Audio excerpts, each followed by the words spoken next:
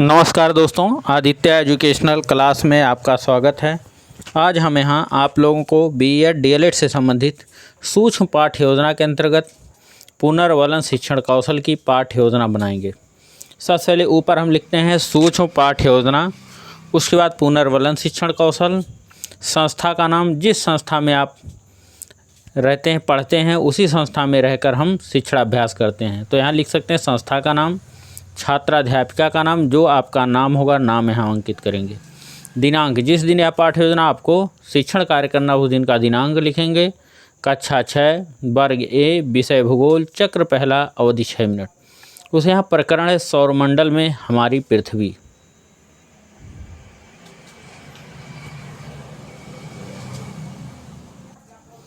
फिर यहाँ 3 कॉलम बनाते हैं। एक में क्रम संख्या, छात्राध्यापिका क्रिया, छात्र क्रिया। पहला जो प्रश्न छात्राध्यापिका द्वारा किया जाता है, सौरमंडल का मुखिया कौन है? तो छात्र बताते हैं सूर्य सौरमंडल का मुखिया है। अब पुनर्वलन में छात्राध्यापिका ने कहा शाबाश। दूसरा प्रश्न, सौरमंडल में कितने ग्रह हैं? छात्र उत्तर देते हैं सौरमंडल में 8 ग्रह हैं। अब सही जवाब, सही। यहाँ छात्राध्यापक पुनर्वलन के स्वरूप सही जवाब।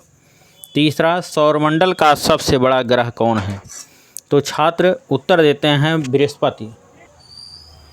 सौरमंडल का सबसे बड़ा ग्रह है, मतलब बृहस्पति सौरमंडल का सबसे बड़ा ग्रह है। छात्राध्यापिका कहती हैं बहुत अच्छा।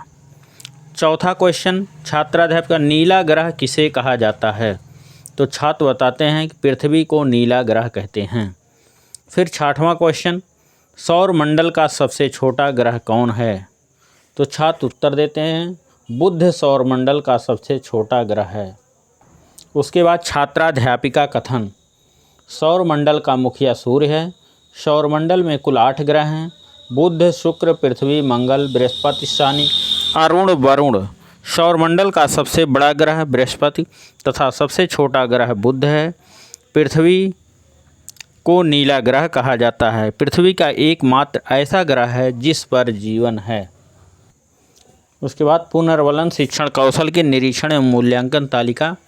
क्रम संख्या, पुनर्वलन शिक्षण कौशल के घटक, मूल्यांकन तालिका, न्यूनतम अधिकतम। पहला जो घटक है शाब्दिक पुनर्वलन का प्रयोग किया गया। मूल्यांकन तालिका में 0, 1, 2, 3, 4, 5 है। दूसरा घटक पुनर्वलन के शब्दों का उचित मात्रा में प्रयोग किया गया। मूल्यांकन तालिका में 0, 1, 2, 3, 4, 5 है। तीसरा घटक छात्रों को पाठ्यवस्तु के प्रति प्रेरित किया गया। मूल्यांकन तालिका में 0, 1, 2, 3, 4, 5 है। चौथा घटक अशाब्दिक पुनर्वलन का प्रयोग किया गया। मूल्यांकन तालिका में 0, 1, 2, 3, 4, 5 है। पांचवा घटक धनात्मक पुनर्वलन का प्रयोग किया गया। मूल्यांकन तालिका में 0, 1, 2, 3, 4, 5 है। 6वां घटक ऋणात्मक पुनर्वलन का प्रयोग किया गया। मूल्यांकन तालिका में 0, 1, 2, 3, 4, 5 है। 7वां घटक छात्रों की भावनाओं को स्वीकार किया गया। मूल्यांकन तालिका में 0, 1, 2, 3, 4, 5 है।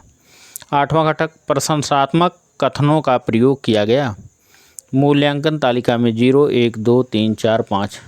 उसके बाद आलोचना या सुझाव। जब छात्राध्यापिका शिक्षण कार्य करती हैं तो पर्यवेक्षक जो आलोचना करते हैं, ये आलोचना जो होता है पॉजिटिव और नेगेटिव दोनों प्रकार के होते हैं कि आपके शिक्षण कार्य में क्या कमियां हैं, क्या अच्छाइयां हैं, यहाँ पर्यवेक्षक द्वारा लिख दिए जाते हैं, जिससे छात्राध्यापिका शिक्षण कार्य के बाद इसको आलोचना को देख करके अपने शिक्षण कार्य में सुधार ला सकें। Thank you class. दोस्तों, ये वीडियो आपको अच्छा लगे तो इसको लाइक कीजिएगा, सब्सक्राइब कीजिएगा, अपने दोस्तों में शेयर अवश्य कीजिएगा। धन्यवाद।